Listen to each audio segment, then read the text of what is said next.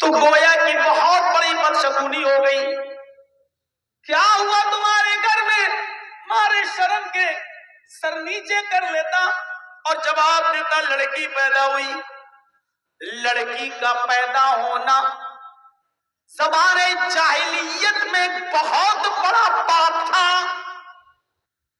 اس لڑکی کو 4 سال تک پالا جاتا، کھلایا جاتا، پلایا جاتا، بڑا کیا جاتا، اور جب لڑکی 4 سال کی ہو جاتی تو اس کے بعد اس لڑکی کو لے کر جایا جاتا.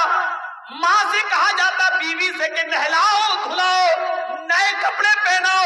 جیسے آج کل بھی ہندوستان کی عدالتوں میں یہ رواج ہے کہ جب کسی کو پھانسی دی جاتی ہے تو پھانسی سے پہلے اس سے کہا جاتا ہے نہا لو اور نیا کپڑا اس کو دیا جاتا ہے. ایسے عرب کے اندر لڑکیوں کو نیا کپڑا پہنایا جاتا تھا اور اس کے بعد اس کا باپ کہتا تھا چلو بیٹے میلے میں چلے. اس 4 سال کی بچی کو لے جایا جاتا اور جنگل میں لے جاتا میلے کے بہانے. وہاں زمین میں گڑھا پہلے سے خدا ہوتا، کہتا باپ بیٹی اس زمین کے گڈھے میں جھانک کر دیکھو تمہیں تمہاری امی نظر آئیں گی. وہ بچی اپنی امی کو دیکھنے کے چکر میں جیسی گڈھے میں جھانکتی، پیچھے سے اس کا باپ اس کو دھکا دیتا، پھر زمین پر پڑی ہوئی مٹی اس کے اوپر پاٹنے لگتا، ڈالنے لگتا.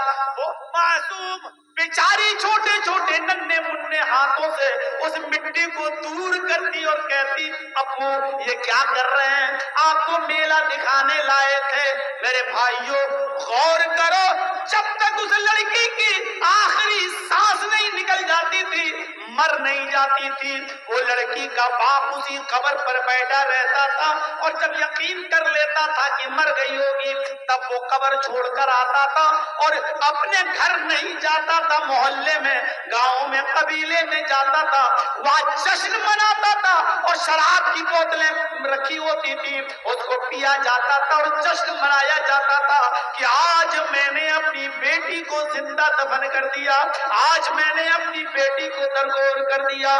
یہ عرب کے حالات تھے. عورتیں خانے کعبہ کا بالکل ننگی ہو کر طواف کرتی تھی. الرحیق المختوم پڑھیے میرے بھائیوں، عورتیں خانے کعبہ کا بالکل برہنہ ہو کر طواف کرتی تھی. ان کے جسم پر کپڑے کا ایک تار بھی نہیں ہوتا تھا، بالکل ننگی اور برہنہ ہو کر. ان کو کپڑا پہننے کی اجازت نہیں تھی. جب طواف کرتی تھی خانے کعبہ کا تو بالکل ننگی اور برہنہ ہو کر ان کو کپڑا پہننے کی اجازت نہیں تھی. اللہ نے جب اسلام نازل کیا تو اللہ نے اس بری رسم کو ختم کرتے ہوئے فرمایا خذوا زینتکم عند کل مسجد. ہر اللہ کے گھر کے پاس مسجد میں جاتے وقت زینت اختیار کر لیا کرو. عرب کے اندر عورتوں کو خانے کعبہ کا طواف ننگا کرنے کی اجازت تھی، کپڑا پہن کر طواف کرنے کی اجازت نہیں تھی. یہ حالات تھے عرب کے. اتنی جہالت. آپ نے ان تمام خرافاتوں کو ختم کیا، آپ نے ان تمام چیزوں کو مٹایا، گناہوں کو ختم کر دیا، لڑکیوں کی عزت فرمائی، جوئے کو ختم کیا، شراب کی حرمت کا اعلان کروایا. میرے بھائیوں آپس میں لوگوں کو بھائی بھائی بنایا، ایک کر دیا. جو لوگ ایک دوسرے کی جانیں لیا کرتے تھے، ایک دوسرے کو قتل کیا کرتے تھے، مار دیا کرتے تھے، وہ لوگ میرے بھائیوں ایک دوسرے کے لیے اپنی جانیں دینے لگے. یہ عرب کے اندر یہ حالات تھے اور اکیلے بدل دیا محمد رسول اللہ صلی اللہ علیہ وسلم نے. یہ چیلنج ہم آج اپنی سوسائٹی سے، اپنے سماج سے جہیز کی ایک لعنت ختم نہیں کرا سکے. میری سب سے پہلی تقریر 1998 میں ہوئی تھی کلیا چک کے علاقے میں، معظم پور میں، بنگال میں. سب سے پہلے میں کلیا چک میں آیا تھا معظم پور 98 میں، اور آج 2025 چل رہا. 25 سال یہ اور 2 سال وہ، 27 سال میں اگر مجھ سے پوچھو کہ جرجی صاحب چینجنگ کتنی آئی ہے، 100 میں کتنا نمبر دو گے تو میں 0 نمبر دوں گا. پہلے جہیز میں سائیکل چلتی تھی، آج موٹر سائیکل چلتی ہے.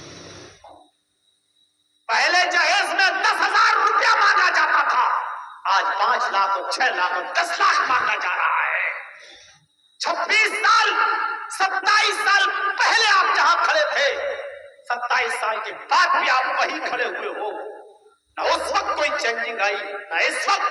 इसलिए मैं कह सकता हूं कि जलसों का कोई फर्क नहीं पड़ा, ज्यादा से ज्यादा थोड़ा बहुत फर्क पड़ा। वो इतना पड़ा कि 100 ताजिए निकलते थे, अब 30-35 रह गए।